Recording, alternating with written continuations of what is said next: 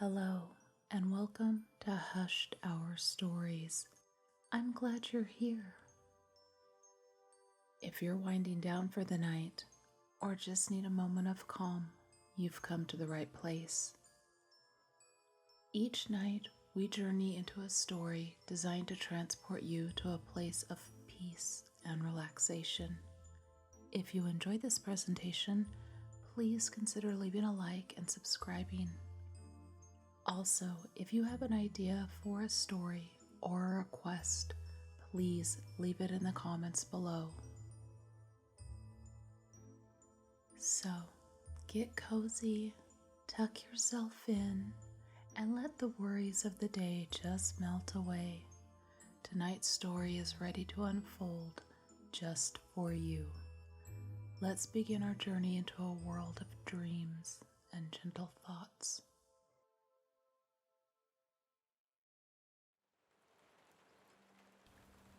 Tonight, we explore a retelling of Little Red Riding Hood. In the graffiti-tagged forgotten alleys of Thornhill, a city slum that clung to its secrets as tightly as it did its shadows, lived Ruby Red. She was the spirited caretaker of Grandma's Corner, a quaint store nestled on the brink of a neighborhood that teetered between decay and vibrancy.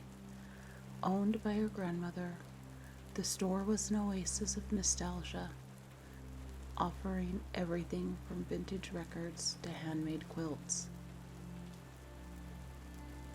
Ruby, known for her fiery hair and equally fiery spirit, was determined to keep the store alive despite the encroaching threats from developers and local gangs.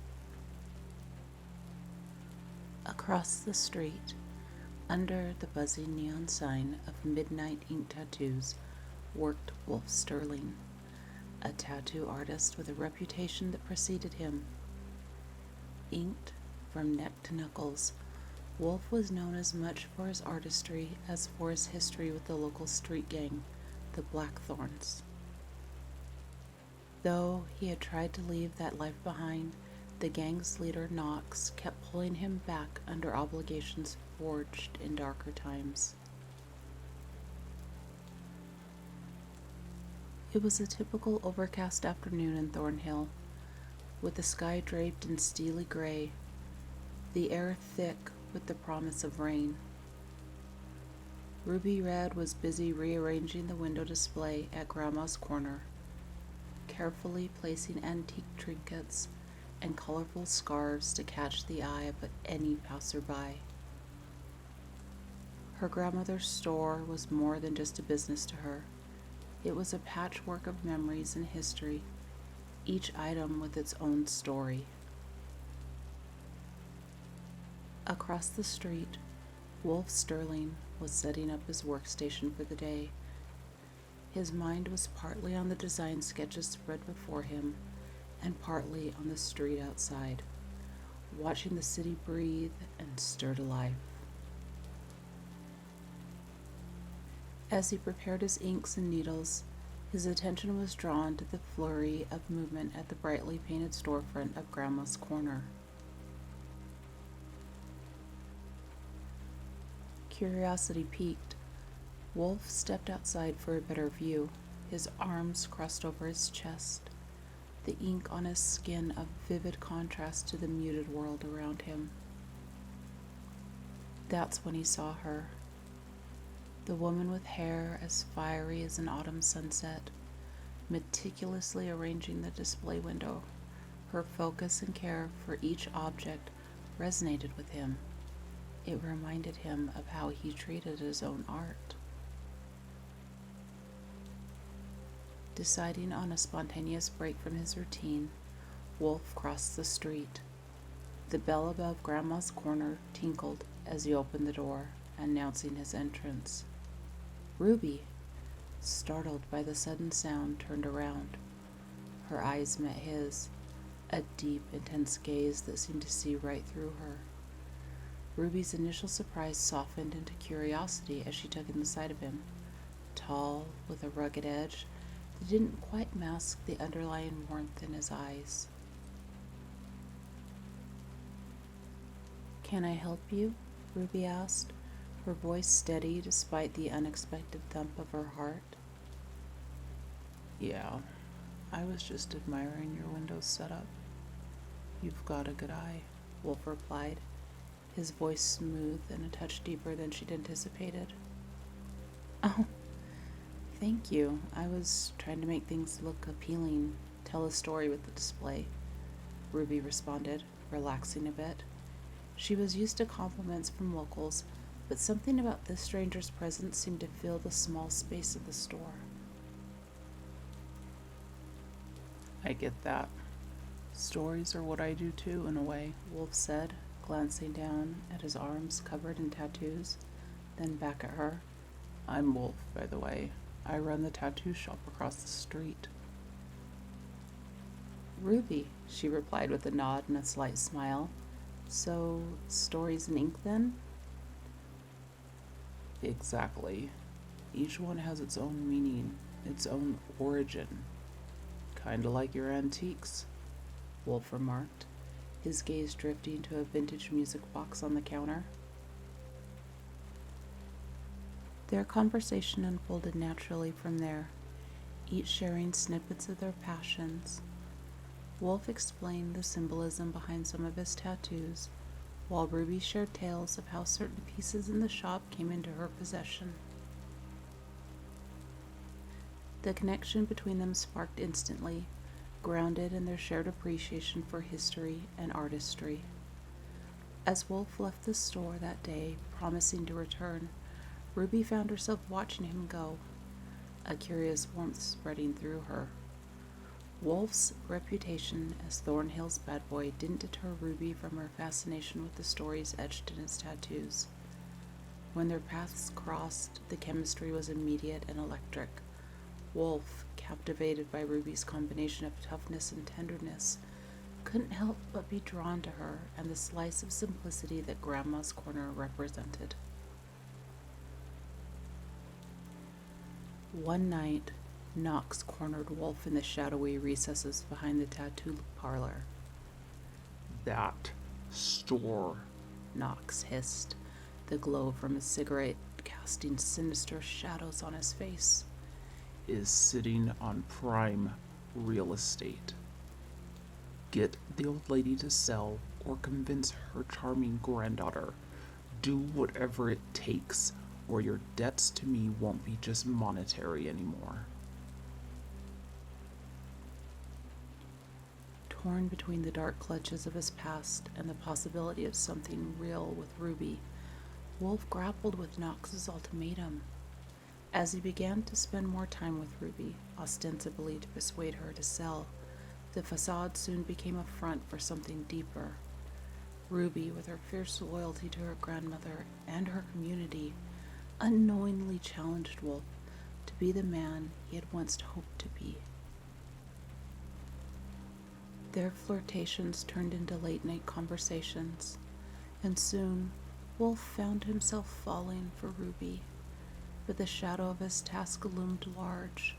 The turning point came one evening when Ruby shared her fears over losing the store, the last connection to her parents and the lifeblood of her grandmother's dreams. One cloudy afternoon, Wolf decided to make a move that he hoped would gently sway Ruby towards considering the sale of Grandma's Corner. He arrived at the store just as the light rain began to fall, the kind of soft drizzle that turns the city into a blurred watercolor painting.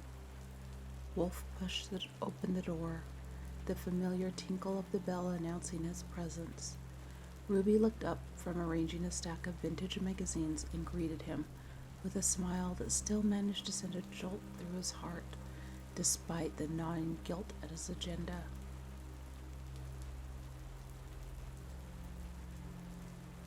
"Hey, Ruby, got a minute?" Wolf started, his tone casual but carefully calculated. "I was thinking about something that could benefit both of us." Ruby, always open to new ideas, especially from someone she was growing fondly curious about, nodded. "Sure, What's on your mind?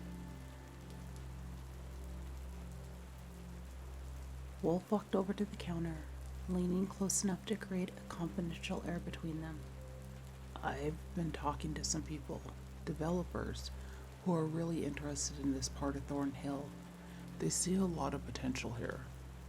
Potential that could mean more business and better upkeep of the area. Ruby listened, her brow furrowing slightly. What kind of development are we talking about? I mean, Grandma's Corner is more than just a business to us. It's a piece of family history. Wolf knew her attachment to the store was deep, but he hoped to cast the situation in a new light. Absolutely, I get that. It's just, these developers, they're willing to offer a good price, enough to secure a comfortable future for you and your grandma, maybe in a better part of town.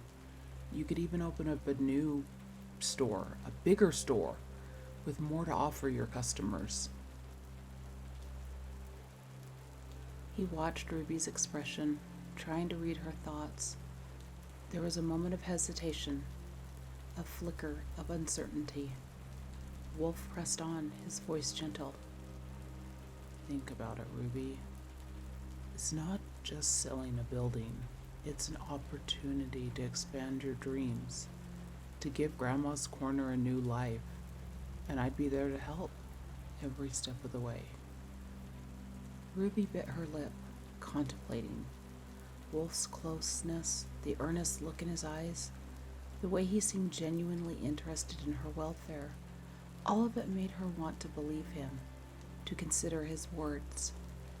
There was a part of her that was tempted by the idea of growth, of new possibilities, yet the deeper tug of loyalty to her grandmother's legacy held her back.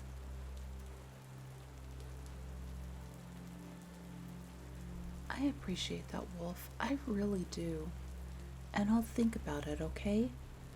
But any decision about the store is not just mine to make. It's a family thing, Ruby finally said, her voice a mix of gratitude and caution. Wolf nodded, masking the twinge of frustration with a warm smile. Of course. Take all the time you need. I'm just here to support whatever you decide. As Wolf left the store that day, the rain lifting slightly, he felt a mix of success and conflict. He had planted the seed, gently nudging Ruby towards the idea of selling, but the genuine connection between them made every step of his ruse more difficult to bear.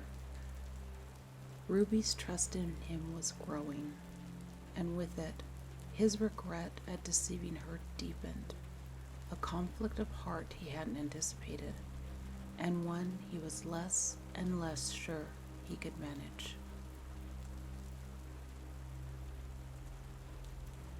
In the days following their conversation about the future of Grandma's Corner, Wolf found himself wrestling with a turmoil of emotions that he hadn't expected to feel.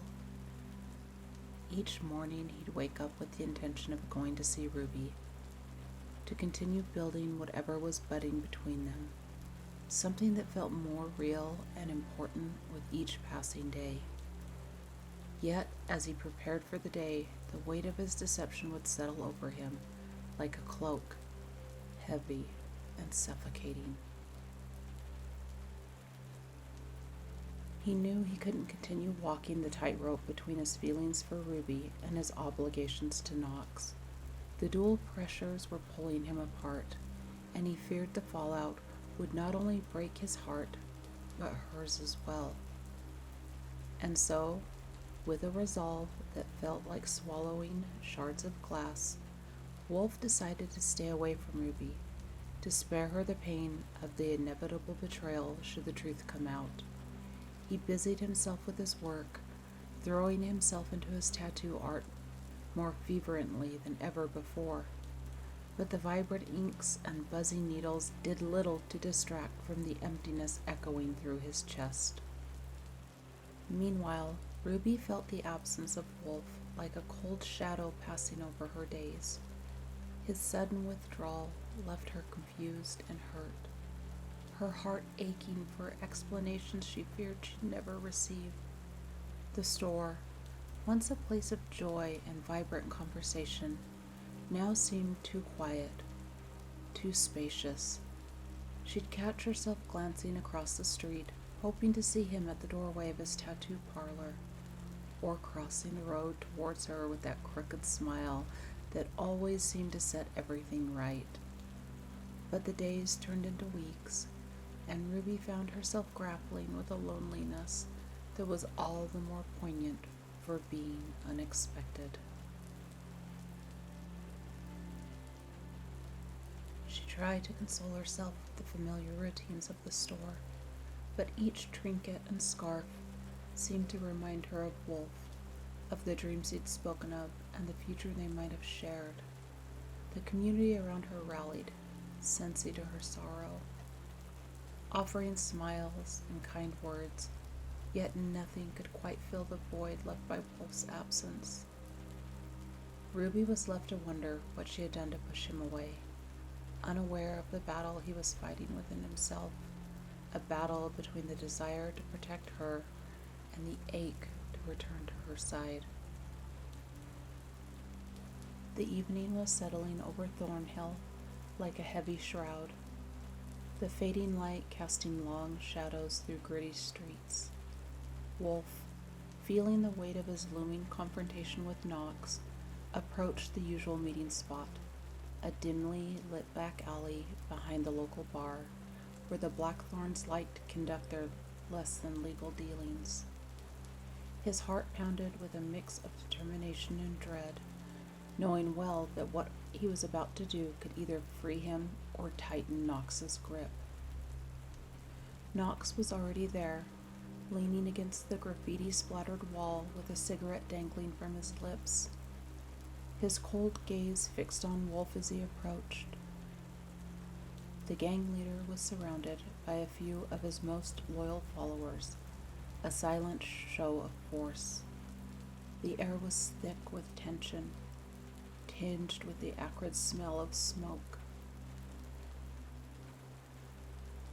Wolf decided to show up after all, Knox said with a smirk, flicking ash from his cigarette.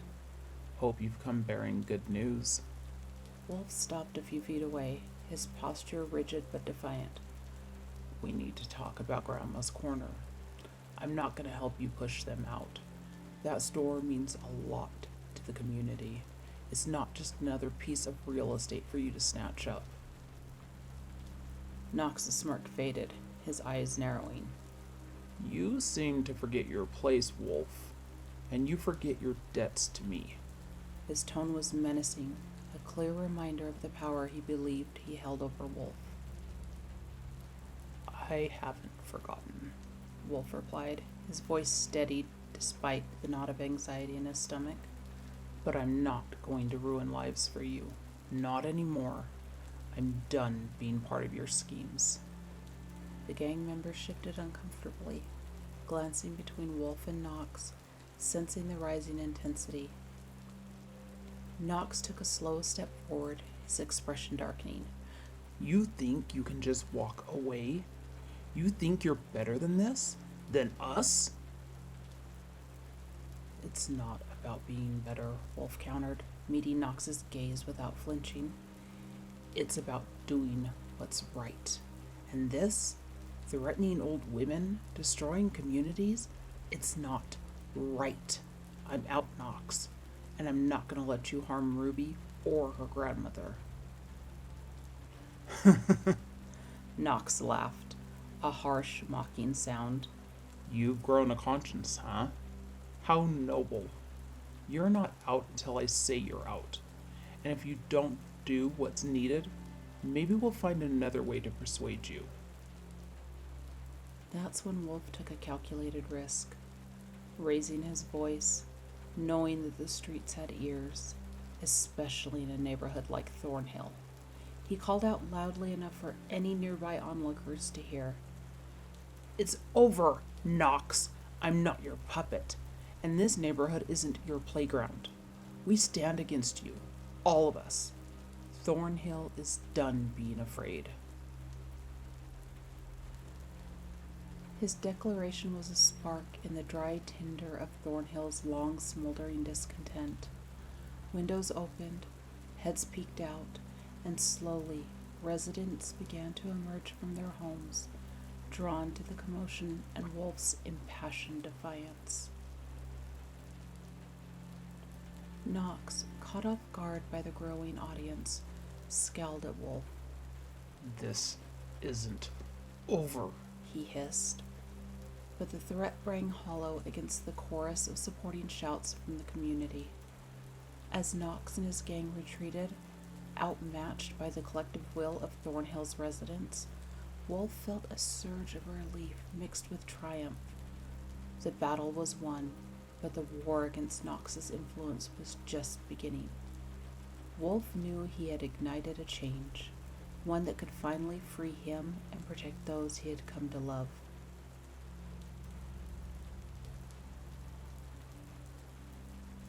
Under the amber glow of the street lamps, Ruby stood outside Grandma's corner, the autumn air crisp around her. The leaves rustled softly in the gentle breeze, mimicking the restlessness she felt in her heart. Wolf stopped a few feet away from her, his eyes searching her for signs of the hurt he knew he had caused. "Ruby," he began, his voice rough with emotion.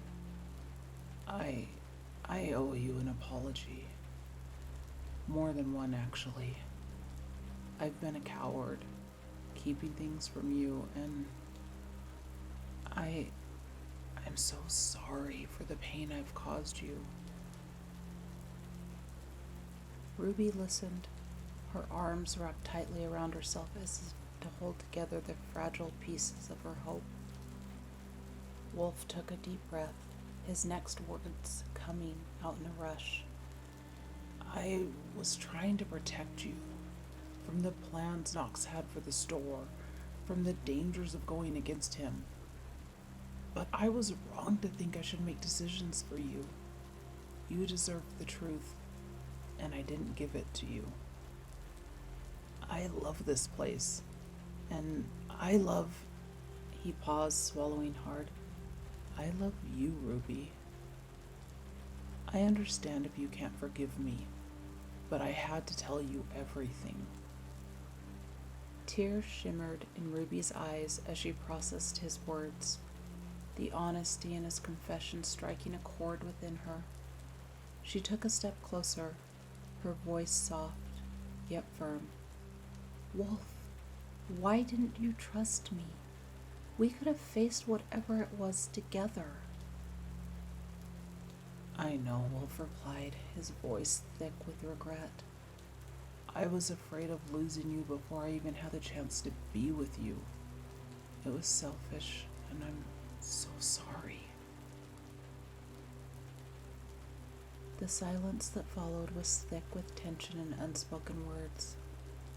Ruby looked up at him, her decision clear in her resolve. "I was hurt, Wolf, more than I thought I could be. But I see your heart now, and I believe in us. I forgive you." Wolf's relief was palpable, and he stepped closer, cupping her face gently in his hands. "Thank you, Ruby, for another chance. I won't waste it. I promise."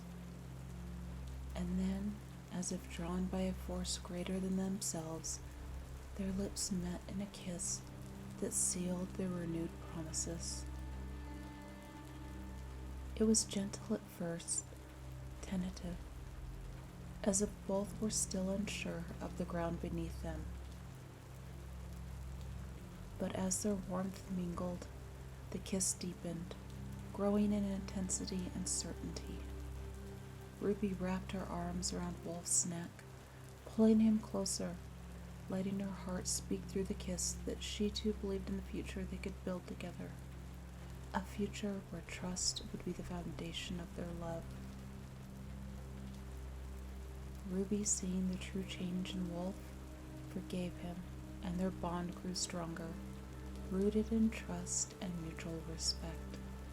Together, they not only saved Grandma's Corner, but also began a project to revive Thornhill, turning it from a neighborhood overshadowed by crime into a community vibrant with art and life.